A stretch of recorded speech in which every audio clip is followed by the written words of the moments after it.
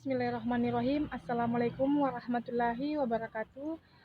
Perkenalkan, nama saya Sulandari SM dengan NIM 1904010153 dari Fakultas Ekonomi dan Bisnis Islam, Program Studi Ekonomi Syariah kelas X 4D. Jadi pada kesempatan kali ini, saya akan membuat video guna memenuhi salah satu tugas dari mata kuliah Aspek Hukum Ekonomi dengan judul materi perlindungan konsumen.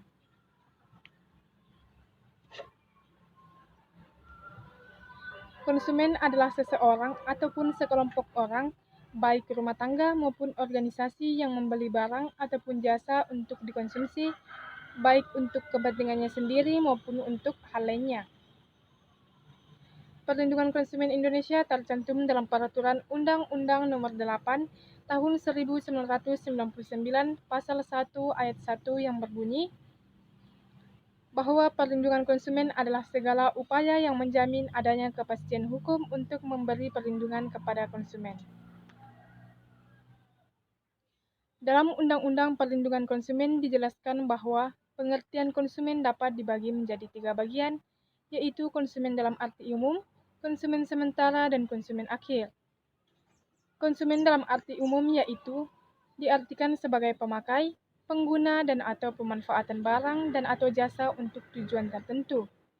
Konsumen antara diartikan sebagai pemakai, pengguna, dan atau pemanfaatan barang dan atau jasa untuk diproduksi menjadi barang atau jasa lain untuk memperdagangkannya dengan tujuan komersial, yang dimana konsumen ini sama dengan pelaku usaha.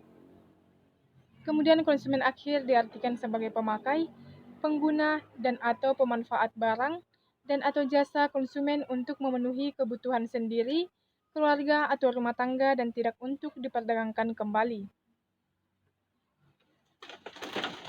Asas-asas dalam hukum perlindungan konsumen yang terdapat dalam Undang-Undang Nomor 8 Tahun 1999 Pasal 2 terdapat 5 asas, yaitu asas manfaat, asas keadilan, asas keseimbangan, asas keamanan dan keselamatan konsumen, dan asas kepastian hukum. Kemudian ada 6 tujuan perlindungan konsumen yang terdapat dalam Undang-Undang Nomor 8 Tahun 1999 Pasal 3. Yang pertama, meningkatkan kesadaran, kemampuan, dan kemandirian konsumen untuk melindungi diri. Kemudian, mengangkat harkat dan martabat konsumen dengan cara menghindarkannya dari dampak negatif pemakaian barang dan atau jasa. Meningkatkan pemberdayaan konsumen dalam memilih, menentukan, dan menuntut hak-haknya sebagai konsumen. Menciptakan sistem perlindungan konsumen yang mengandung unsur kepastian hukum dan keterbukaan informasi, serta akses untuk mendapatkan informasi. Yang kelima, menumbuhkan kesadaran pelaku usaha mengenai pentingnya perlindungan konsumen sehingga tumbuh sikap yang jujur dan bertanggung jawab dalam berusaha. Kemudian tujuan yang keenam yaitu meningkatkan kualitas barang dan atau jasa yang menjamin kelangsungan usaha produksi barang dan atau jasa, kesehatan, kenyamanan, keamanan, dan keselamatan konsumen. Konsep perlindungan konsumen. Yang pertama, pelaku usaha dapat mengangkat konsumen sekaligus melindungi rakyat, yakni dengan cara meningkatkan kualitas barangnya dengan harga yang tetap terjangkau. Yang kedua, perlindungan hukum perdata, pidana, dan administrasi negara, atau perlindungan yang lebih bersifat tidak langsung, preventif, dan proaktif. Yang ketiga, menyeimbangkan posisi tawar dari konsumen terhadap pelaku usaha. Kemudian yang keempat, yaitu mendorong pelaku usaha untuk bersikap jujur dan bertanggung jawab dalam menjalankan kegiatan dan usaha bisnisnya. Hak dan kewajiban konsumen. Hak yang pertama yaitu hak untuk diberitahu, yang kedua hak atas keselamatan, yang ketiga hak untuk memilih, yang keempat hak untuk didengar, dan yang kelima hak atas privasi. Dan konsumen juga memiliki beberapa kewajiban. Yang pertama, membaca atau mengikuti petunjuk informasi dan prosedur pemakaian atau pemanfaatan barang dan atau jasa demi keamanan dan keselamatan. Yang kedua, beriktikat baik dalam melakukan transaksi pembelian barang dan atau jasa. Yang ketiga, membayar sesuai dengan nilai tukar yang disepakati. Dan yang keempat, mengikuti upaya penyelesaian hukum sengketa perlindungan konsumen. Pelaku usaha. Dapat dikatakan bahwa pelaku usaha adalah setiap orang perseorangan atau badan usaha yang berbentuk badan hukum maupun bukan badan hukum yang didirikan dan berkedudukan atau melakukan kegiatan dalam wilayah hukum negara Republik Indonesia, baik sendiri maupun bersama-sama melalui perjanjian menyelenggarakan kegiatan usaha dalam berbagai bidang ekonomi. Selanjutnya, hak dan kewajiban pelaku usaha. Hak yang pertama yaitu menerima pembayaran yang sesuai dengan kesepakatan mengenai kondisi dan nilai tukar barang atau jasa yang diperdagangkan. Yang kedua, mendapatkan perlindungan hukum dari tindakan konsumen yang beretikat tidak baik. Yang ketiga, melakukan pembelaan diri sepatutnya di dalam penyelesaian hukum sengketa konsumen. Kemudian, rehabilitasi nama baik apabila terbukti secara hukum bahwa kerugian konsumen tidak diakibatkan oleh barang dan atau jasa yang diperdagangkan. Kemudian hak yang kelima yaitu hak-hak yang diatur dalam ketentuan peraturan perundang-undangan lainnya. Sedangkan kewajiban pelaku usaha yaitu beriktikat baik dalam melakukan kegiatan usahanya, melakukan konfirmasi yang benar, jelas dan jujur mengenai kondisi dan jaminan barang atau jasa, serta memberikan penjelasan penggunaan, perbaikan dan pemeliharaan. Memperlakukan atau melayani konsumen secara benar dan jujur serta tidak diskriminatif. Yang keempat, menjamin mutu barang dan atau jasa yang diproduksi dan atau diperdagangkan berdasarkan ketentuan standar mutu barang dan atau jasa yang berlaku. Yang kelima, menjamin kesempatan kepada konsumen untuk menguji dan atau mencoba, serta memberikan jaminan dan atau garansi atas barang yang dibuat atau diperdagangkan. Kemudian memberi kompetensi.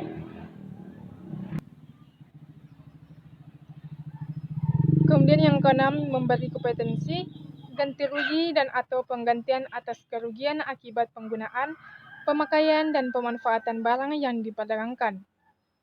Dan kewajiban yang ketujuh yaitu memberi kompetensi, ganti rugi atau penggantian apabila barang yang dimanfaatkan tidak sesuai dengan perjanjian. Masih berbicara tentang pelaku usaha. Pelaku usaha yang terpenting dalam melakukan kegiatan usahanya dilarang membeda-bedakan konsumen dalam memberikan pelayanan. Pelaku usaha dilarang membeda-bedakan mutu pelayanan kepada konsumen, dan di samping itu pelaku usaha dilarang memperdagangkan barang yang rusak, cacat, atau bekas, dan tercemar tanpa memberikan informasi secara lengkap dan benar atas barang yang dimaksud. Kemudian pelaku usaha juga dilarang memperdagangkan sediaan farmasi dan pangan yang rusak, cacat, atau bekas dan tercemar dengan atau tanpa memberikan informasi secara lengkap dan benar. Apa yang harus dilakukan bila konsumen dirugikan oleh pelaku usaha? Jadi yang harus dilakukan yaitu yang pertama, pelajari jenis dan bentuk kerugian yang Anda alami. Yang kedua, ada hal yang harus Anda tempuh, yaitu Anda dapat meminta ganti rugi kepada pelaku usaha apabila barang yang Anda beli rusak atau tidak sesuai dengan yang diperjanjikan sebelumnya. Dengan syarat, konsumen masih memiliki kwitansi atau nota pembelian sebagai bukti transaksi. Dan bila upaya ini tidak berhasil, maka Anda dapat meminta bantuan kepada lembaga yang menangani perlindungan konsumen. Kemudian yang ketiga, konsumen harus tahu apa yang menjadi hak-haknya sesuai dengan Undang-Undang Nomor 8 Tahun 1999.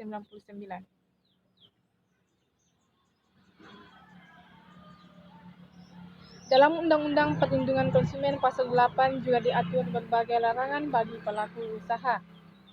Secara garis besar, larangan tersebut dapat dibagi ke dalam dua larangan pokok, yaitu larangan mengenai produk itu sendiri dan larangan mengenai ketersediaan informasi, yang dimana larangan mengenai produk itu sendiri yang tidak memenuhi syarat dan standar yang layak untuk dipergunakan atau dipakai atau dimanfaatkan oleh konsumen. Yang kedua, larangan mengenai ketersediaan informasi yang tidak benar dan tidak akurat yang dapat menyesatkan konsumen. Berbagai larangan bagi pelaku usaha sesuai Pasal 8 Undang-Undang Perlindungan Konsumen berhubungan erat dengan karakteristik dan sifat dari barang dan atau jasa yang diperdagangkan. Dan kelayakan produk tersebut merupakan standar minimum yang harus dipenuhi atau dimiliki oleh suatu barang dan atau jasa tertentu sebelum barang dan atau jasa tersebut dapat diperdagangkan untuk dikonsumsi masyarakat luas. Tanggung jawab dalam hukum dibagi menjadi dua, yaitu asas tanggung jawab berdasarkan kesalahan dan asas tanggung jawab tanpa kesalahan. Yang dimana asas tanggung jawab berdasarkan kesalahan, yaitu pihak yang menuntut ganti rugi atau penggugat diharuskan untuk membuktikan bahwa kerugian yang dialaminya disebabkan oleh perbuatan dan kesalahan dari pihak yang ia tuntut untuk membayar ganti rugi tersebut. Kemudian asas tanggung jawab tanpa kesalahan yaitu seseorang yang bertanggung jawab begitu kerugian terjadi, terlepas dari ada tidaknya kesalahan pada dirinya. Nah, tanggung jawab produk adalah suatu tanggung jawab secara hukum dari orang atau badan yang menghasilkan suatu produk, atau dari orang atau badan yang bergerak dalam suatu proses untuk menghasilkan suatu produk, atau dari orang atau badan yang menjual dan mendistribusikan produk tersebut.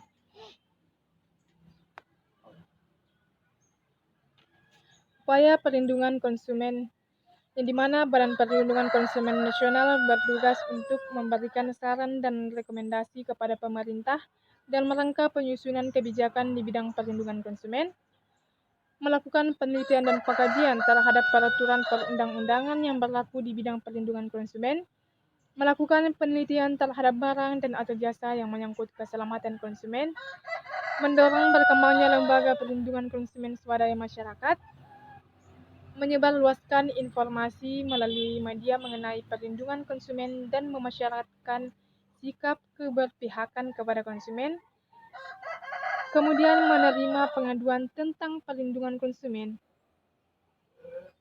dari masyarakat, lembaga perlindungan konsumen, swadaya masyarakat, atau pelaku usaha dan melakukan survei yang menyangkut kebutuhan konsumen.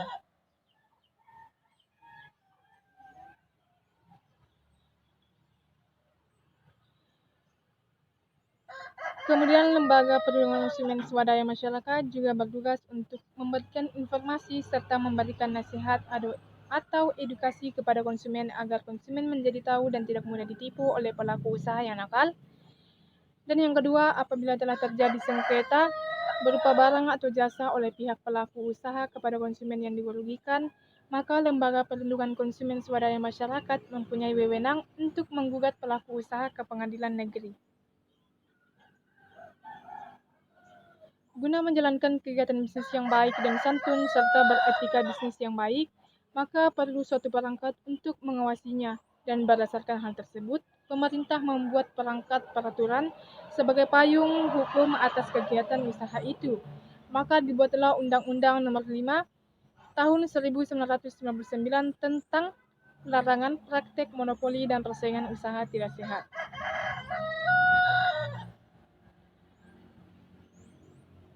Tujuan dibuatnya Undang-Undang Nomor 5 Tahun 1995 adalah menjaga kepentingan umum dan meningkatkan efisiensi ekonomi nasional sebagai salah satu upaya untuk meningkatkan kesejahteraan rakyat, mewujudkan iklim usaha yang kondusif melalui pengaturan persaingan usaha sehat sehingga menjamin adanya kepastian kesempatan berusaha yang sama bagi pelaku usaha besar, baik pelaku usaha menengah maupun pelaku usaha kecil.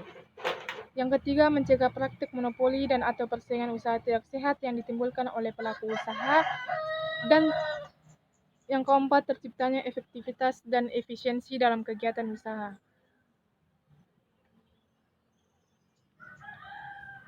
Tugas-tugas Komisi Pengawas Persaingan Usaha, yaitu melakukan penilaian terhadap perjanjian yang dapat mengakibatkan terjadinya praktik monopoli dan atau persaingan usaha tidak sehat, melakukan penilaian terhadap kegiatan usaha dan atau tindakan pelaku usaha tidak sehat, melakukan penilaian terhadap ada atau tidaknya penyalahgunaan posisi dominan yang dapat mengakibatkan terjadinya praktek monopoli dan atau persaingan usaha tidak sehat.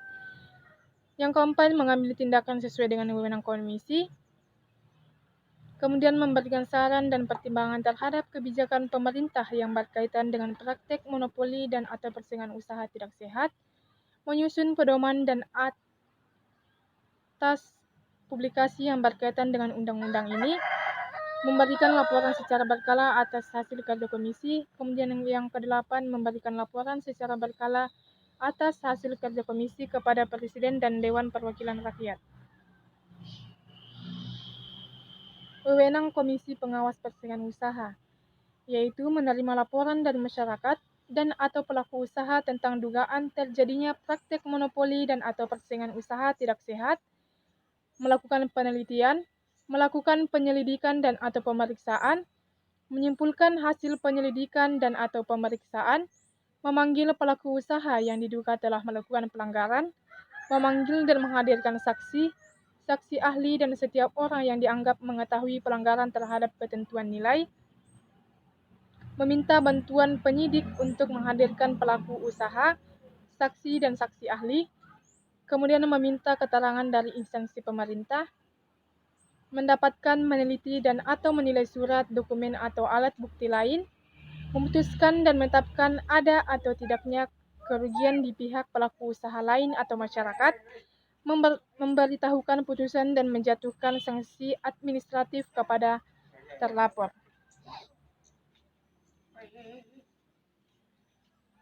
Pengawas persaingan usaha. Adanya jaminan kepastian hukum berdasarkan Undang-Undang Nomor 5 Tahun 1999 diharapkan dapat mencegah praktek-praktek monopoli dan persaingan usaha tidak sehat, sehingga terciptanya suatu kegiatan ekonomi yang sehat dan dapat dinikmati semua pelaku usaha.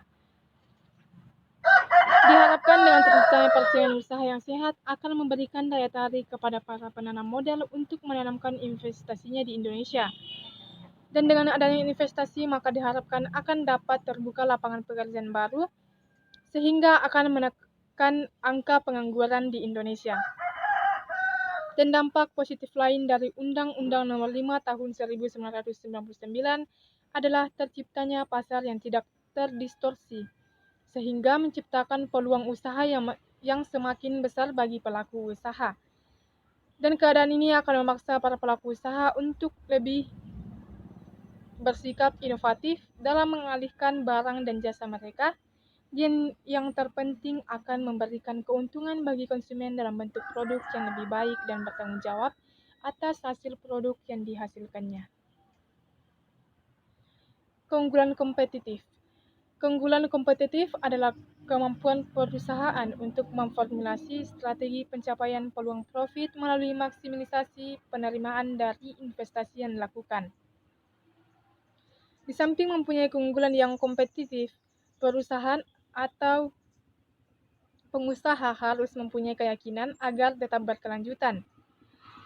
Era globalisasi yang tengah bergulir di berbagai dimensi kehidupan, tidak terkecuali semua sektor, tidak dapat dipungkiri. Hal ini membawa pengaruh yang cukup signifikan pada tingkat persaingan bisnis. Secara realitas, cakupan persaingan tidak hanya semata-mata pada tingkat lokal, wilayah, dan nasional, tetapi sudah menjalar sampai ke internasional. Pertanyaannya, bagaimana nasib perusahaan yang tidak siap? Nah, untuk itu ada upaya-upaya yang harus dilakukan oleh para pengusaha atau perusahaan. Antara lain, yang pertama, upaya-upaya memaksimumkan daya saing perusahaan, tentu melalui perbaikan yang terencana dan berkelanjutan terhadap proses produk, jasa, sumber daya manusia, dan lingkungan. Yang kedua, dukungan kemudahan dalam kegiatan penguatan atau kredit, penelitian, teknologi, dan pengembangan sumber daya manusia, serta perluasan jaringan pasar internasional. Dan yang ketiga, yang dimana tentu semua itu perlu mendapat dukungan dari keinginan dan bukan hanya sekedar retorika politik. Itulah penjelasan saya mengenai tentang perlindungan konsumen. Kurang dan lebihnya mohon dimaafkan. Wabillahi taufiq wal hidayah. Wassalamualaikum warahmatullahi wabarakatuh.